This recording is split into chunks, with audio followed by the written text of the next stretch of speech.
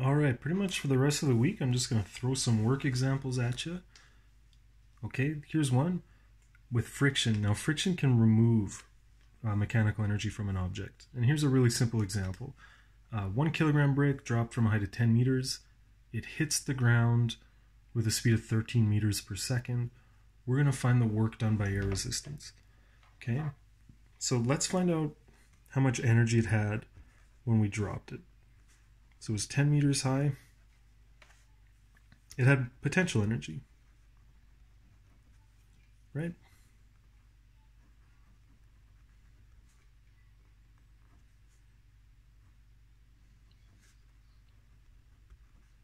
So this guy is 98.1 joules of energy, and then we drop it. At the ground, it's moving 13 meters per second. So let's find out how much energy that is.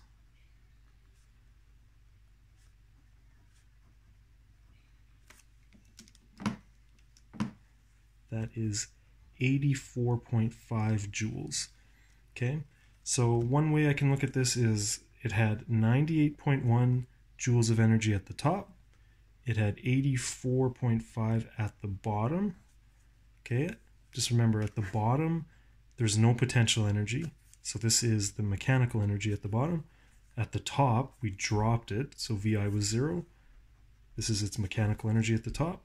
The work done is the change in mechanical energy. Okay, so what we can do is just subtract. I don't care if you get a negative or a positive here. Negative might be a little more accurate because energy is leaving the system. But if you reverse the order and get 13.6 joules and you say friction does 13.6 joules of work, it makes perfect sense and that's going to be correct.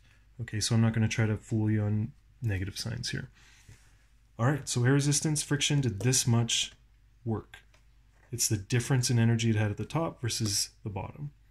Okay, got a part B you can see there. We're going to determine the average force exerted by air resistance. And that's going to be real simple. Okay, we have the work and we have the displacement. Air resistance was acting on this brick for the entire time it fell, which is 10 meters. Okay, so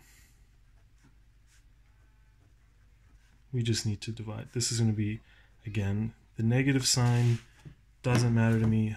The way I've done it, I've got a negative sign. All it says is that it's opposite the direction of the displacement, which I think makes sense. The displacement is down and air resistance exerts a force up.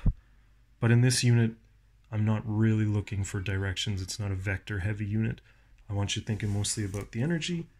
And when you get a force, positive, negative, doesn't matter as long as it's correct. So this looks good.